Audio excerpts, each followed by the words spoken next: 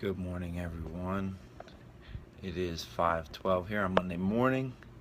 A little sleepy in my eyes. I apologize for that, but I think we're on day number 4 here of this morning review, and I'll be doing this for the next 30 days. So here's the deal. I'll read and I'll learn, and then I'll share it with you, and then you learn. So you get it all for nothing. It's a good deal to me. So the book I'm reading right now, and will be for the next 30 days most likely, is How to Win Friends and Influence People by Dale Carnegie. And there was a lot of stuff in today's reading, but some of the nuggets that I wanted to touch on, one of the main nugget that I wanted to touch on is this quote that he said, or no, actually that he didn't say, but that was in the book. It says, "A great man shows his greatness by the way he treats little men. A great man shows his greatness by the way he treats little men." I was always taught, from my parents growing up, that treat other people with respect, especially those that are either less fortunate or less able to do what you can do. And there is a former Navy SEAL. His name is Mark Divine. He's got a great podcast called the Unbeatable Mind Podcast, and a book with the same title.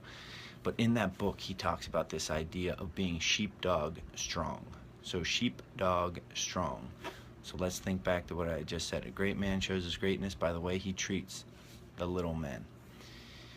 So being sheepdog strong means this. If you think of a sheepdog, what do? They protect the sheep. So there are certain people on earth who are meant to be, I know I need to shave. There are certain people who are put on this earth to be sheepdog strong, to protect others. Those great men are meant to protect the little guys. And there was a lot of little stories within this chapter, but it ends with the first principle. And the first principle of how to win friends and influences people is don't criticize, condemn, or complain. So I would send you off with this challenge. Don't criticize other people, don't condemn other people, and don't complain. Regardless of your situation, complaining does no good. Get to action, change it. And I will throw in this little funny story. So many years ago, talking about this issue that you can judge a great man by the way he treats little men. As I had said, my parents had always taught me, treat other people with respect, especially those, underneath your direction, or younger than you, or less able than you. And at PIAA States many years ago, now I had lived with this thought, this intention of treating other people with respect, but you never know how you're going to be perceived by others.